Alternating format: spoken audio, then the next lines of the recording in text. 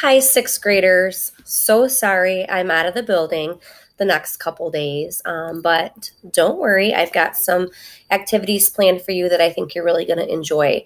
Hopefully, I'll get a chance to introduce this Hyperdoc to you on Tuesday before I'm out, but if not, then this is what the tutorial is for.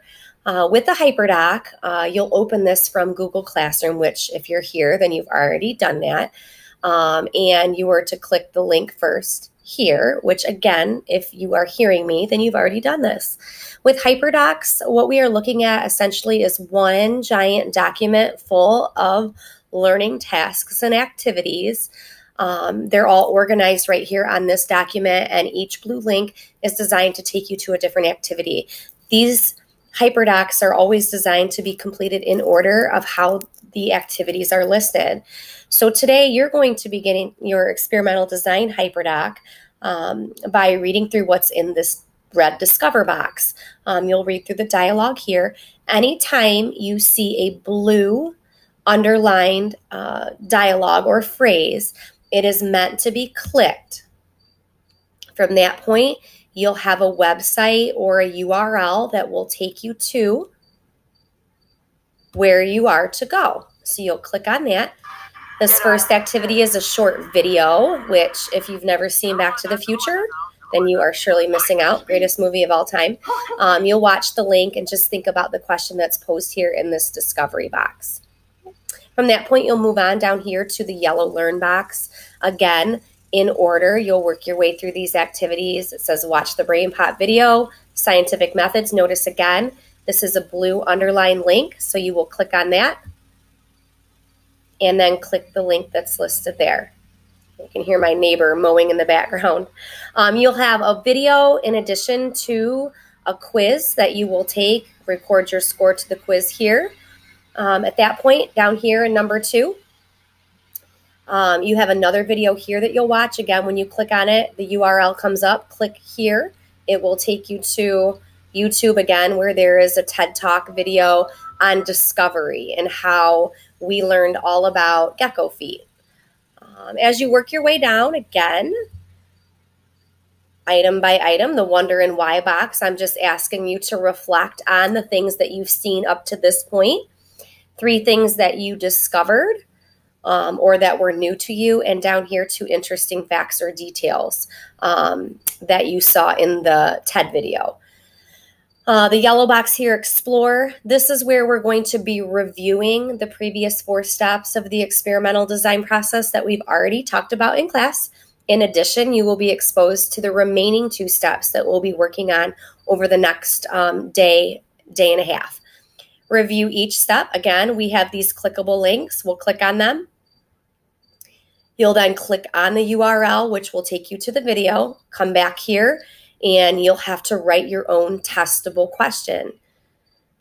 Again, observing and inferring, step 2, click on the blue hyperlink. Here, the URL, we'll click on it. Will take us to a video about observing and inferring. When you come back here, you'll use the Mountain Dew ad here to the left to make observations and inferences that Mountain Dew is wanting us to make about their ad here to the left. Step 3, writing your hypothesis in your if-then format. Again, blue hyperlink. Click on the URL right here. It will take you to a YouTube video where you will review hypotheses in if-then format, and then you will write your own hypotheses here for the question that you wrote up here. So again, taking a guess down here for the question you wrote up here. Step 4, which is what we've been working on most recently, variables in our experiment. Watch our variables video, and then come back here and read a little bit about writing experiments in a step-by-step procedure. We'll click here to take our practice quiz, and again, we'll be recording our percentage on this line. Okay. From that point, we'll move down to step 5 and 6. These are our new steps. We'll click those hyperlinks and the URL that's attached, follow the directions on screen, and then you just have to respond here to what you may have learned about charts and graphs. Draw a conclusion, again, just a narrative about what that step means. As you move down to the blue Thinking Ahead box, here's where your experimental design project is laid out. We'll be talking about much of this in class when I return Friday and even into Monday, but this is a great place for you to get familiar with the project that you'll be responsible for doing, culminating this unit on experimental design. Here's step 1. Click on the link. The URL takes you to the Google Doc, which lays out the project itself. Little paragraph here introducing the project, the presentation here described in number 1, and then down here in number 2, a very detailed bullet list of everything that would need to be done and included on the poster in regards to your project. We will be talking much about this project in class, but this is just a great link here that will help you get familiar with the expectations of your project. And here's the grading rubric as well. Okay, so spend some time there checking that out. Again, we'll talk about those projects in class and how we sign up for topics and due dates. But here, number 2, the list of 200 possible project topics. Click on the URL. This will take you to a PDF, which has, again, 200 project topics written here. These topics are all testable questions. What we would have to concern ourselves with on these pages here is if the questions are written as yes/no questions, or if we see the words best, better, good. If so, we would just need to take those questions and tweak them and reword them a bit so that we follow those rules. But what I do know about these 200 questions is that they are testable. Okay, so that is a good start. So peruse through that, see if you like any of those questions. Sample projects here, again, Google Doc, click on the URL, takes us to the document where I have included several photographs of past posters for this same project. So you can look through and just kind of see the expectations visually of what your project would entail.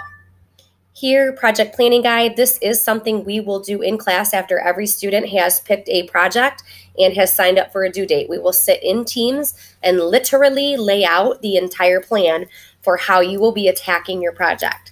From the testable question to identifying variables, even to choosing the correct chart and graphs for our project.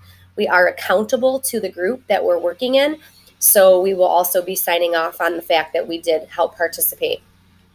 So again, these are things that we'll be doing in class and talking more about, but I do want you to click through those links and get familiar. In the share box, I'm asking you to reflect on those 200 project topics listed in the PDF above and come up with 5 of those 200 that you feel would be possible for you to do or that you would be interested in. Make sure that you do write them here so that we do not see any best, better, good, or we do not have them worded as yes/no questions. Lastly, down here in the reflect box, I'm asking you to think about some questions that you might still have. Number 1, a question you might still have about the experimental design process. And number 2, a question you might still have about this experimental design project. You will list your questions on a Padlet. When you click here, the URL takes you to the Padlet. In the bottom right-hand corner, this plus button will allow you to create your response. Again, you're responding to these 2 prompts. You need to list 2 questions that you still have. 1, about the experimental design process. 2, about the experimental design project. Okay. And that is it for your Hyperdoc. So I hope this tutorial helped. Again, I will be back Friday. Until then, I just want you working your way as far as you can through this experimental design Hyperdoc. If you have any questions, again, save them for me. I will see you on Friday.